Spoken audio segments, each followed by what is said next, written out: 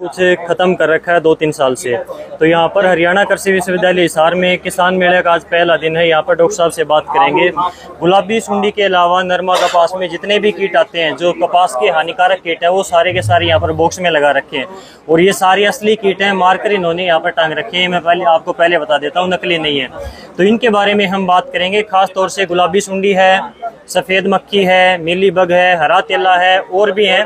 किसान भाई सभी प्रकार के टेक्निकल यूज करके देख चुके हैं, सभी स्प्रे करके देख चुके हैं, लेकिन कंट्रोल क्यों नहीं हो रही गुलाबी सुंडी, उसके ऊपर हम चर्चा करेंगे। तो स्वागत है डियर किसान पर। जी, सभी किसान भाइयों को मेरी ओर से राम राम।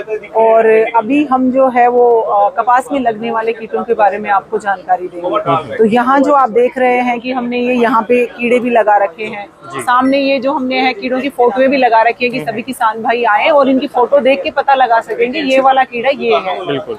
तो ये सफेद मक्खी है, चूरड़ा है, मिली बग है और गुलाबी सुंडी है, जो सारे कीड़े लगे हुए हैं। उधर एक हमने अलग से गुलाबी सुंडी का भी हमने अलग से चार्ट बना रखा है।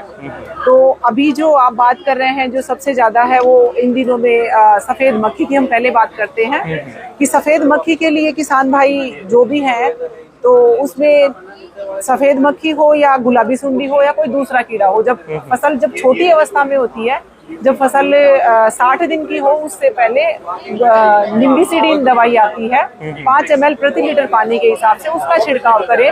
और जो दूसरी हार्ड दवाइयाँ आती हैं उनका छिड़काव ना करें। ये निम्बिसिडीन की बात करें तो किसान भाई आमतौर पर इसको नीम के तेल के नाम से जानते हैं। जी बिल्कुल। तो ये दवाई क्या है कि जो मित्र कीट है उनको भी नुकसान नहीं करती, और ये जो दवाई है वो उसके बच्चों पे भी काम करती है। जैसे जो उसका जो प्रौढ़ होता है, उसकी अंडे देने की क्षमता है, उसको कम करती है। उसके जो बच्चे हैं उनका डेवलपमेंट कम होता है। जो अंडे दिए हुए हैं उनमें से बच्चे कम निकलेंगे। तो ये सीधा कीड़ों को नहीं मारती, लेकिन उसकी वैसे पॉपुलेशन कम करती है कि उसका विकास कम कर देगी, अंडे को वो कमजोर बना देगी, बच्चों को कमजोर बना देगी।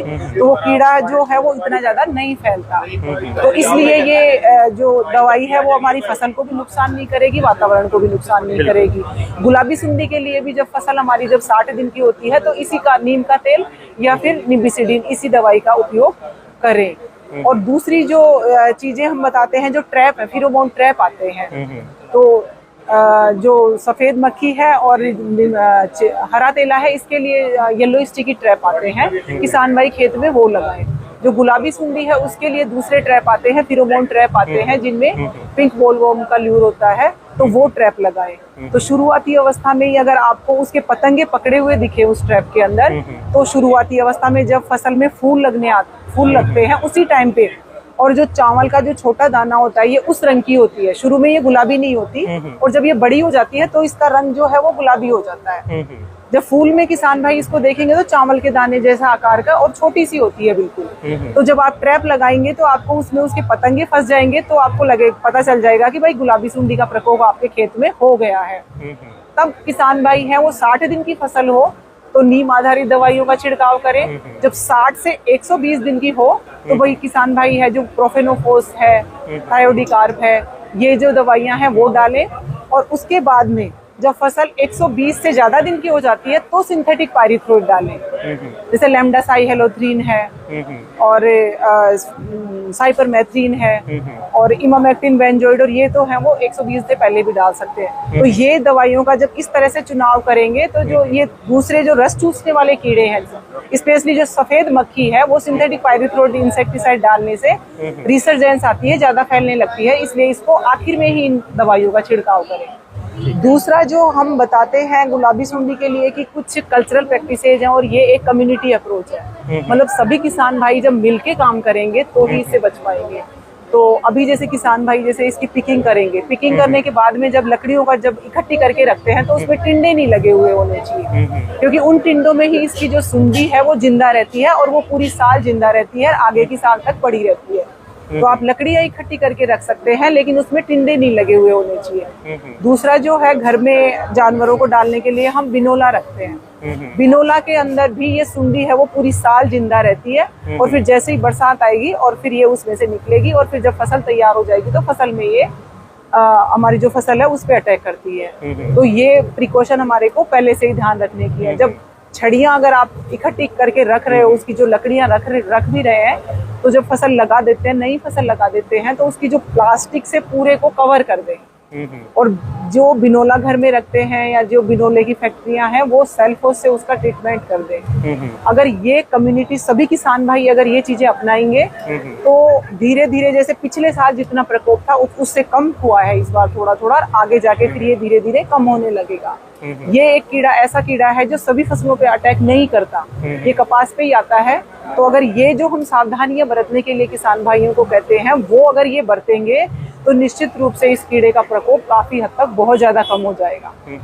अब क्या है कि किसान भाई कहते हैं कि भाई बोल सही दिख रही थी लेकिन खिली नहीं रही। तो जब सुंडी ने एक बार कपास के टिंडे के ऊपर उसने अटैक कर दिया और वो टिंडे के अंदर चली गई, तो वो हमें हरी लगी हुई दिख रही है लेकिन वो खिलती नहीं है, क्योंकि वो एक बीज से दूसरे बीज में चली जाती है और फिर वो टिंडा अच्छे से खिल नहीं पाता।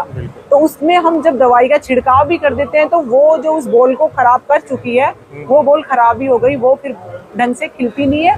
और किसान भाई सोचते हैं कि भाई टिंडा खिला नहीं, जो अटैक हो गया उसको फिर वो उस बोल को नहीं बचा पाते। तो इसलिए जो सावधानियां जो पहले से जो रखने की है, जो प्रिकॉशन रखने की है, उनको ध्यान में रखते हुए वो निश्चित ही इस सुंडी का काफी हद तक, क्या बहुत ज्यादा हद तक कंट्रोल कर पाएंगे इसका। ठीक है। ऐसे ही जो दूसरे कीड़े हैं, सफेद मक्खी का हमने बताया कि भाई ट्रैप लगा दे, और जो दवाइयां आती हैं उनको बदल बदल के करें। जब ज्यादा ही आती हैं, 6 से 8 करोड़ प्रति पत्ता हो जाते हैं। इसका जैसे आप वहाँ पे ये फोटो भी देख सकते हैं सफेद मक्खी की, वो जो लगी हुई है, तो इसके बच्चे भी नीचे की सतह से रस चूसते हैं और ये इसका जो प्रौढ़ है वो भी नीचे की सतह से रस चूसता है। तो ये इसमें रस चूस के पौधे को हानि पहुंचाते हैं, फिर बाद में ये पत्तियां काली पड़ जाती हैं और पौधे की भोजन बनाने की क्षमता कम होने लगती है।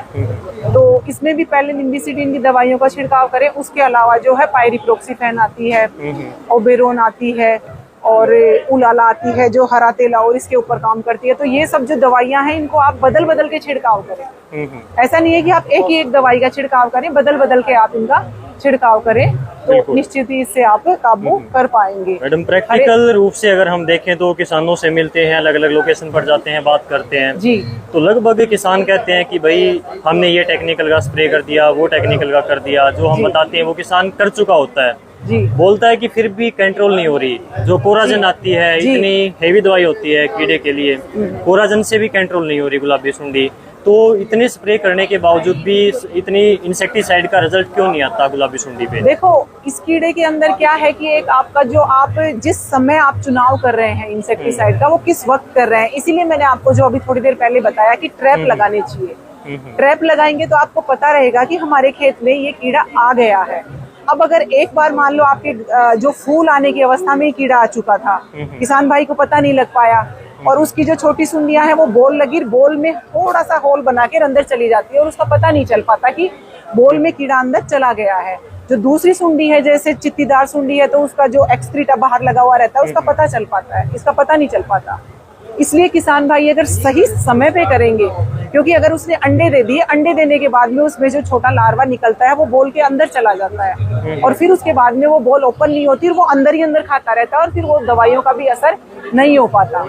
इसलिए समय का, सही समय का अगर किसान भाई चुनाव करेंगे तब ही उसको काबू कर पाएंगे, निश्चित रूप से कर पाएंगे। इसलिए ट्रैप लगाना बहुत जरूरी है कि आपको भाई कब आपके ये कीड़ा आया, क्योंकि वो अंडे देगा, अंडे देते ही वो उसमें बॉल में चला जाएगा, सुंडी अंडे में से सुंडी निकलेगी, छोटी अवस्था में अंदर चली जाएगी, कोई होल नहीं बनेगा।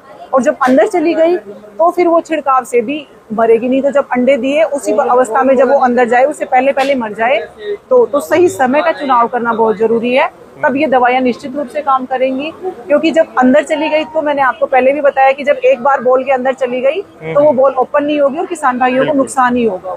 तो गुलाबी सुंडी के कंट्रोल की बात करें तो समय भी है और एक प्रिकॉशन जो रखेंगे वो एक बड़ी सावधानी है कि हम कहते हैं ना भाई, बचाव ही उपचार है। बिल्कुल। तो इसलिए बचाव करना सबसे ज्यादा जरूरी है। नहीं, आप अगर इंसेक्टिसाइड भी डालते रहेंगे तो हम उतना नहीं कर पाएंगे जितना हम बचाव कर लेंगे। बिल्कुल। तो उसके बताएंगे। फिर दवाइयां भी आखिर में, अगर आ गया ट्रैप में, अगर कीड़ा आ रहा है तो फिर उसके हिसाब से आप दवाइयां छिड़किए, जब जरूरत हो उस हिसाब से छिड़किए आप दवाइयां, तब निश्चित रूप से इसका प्रकोप कम हो पाएगा।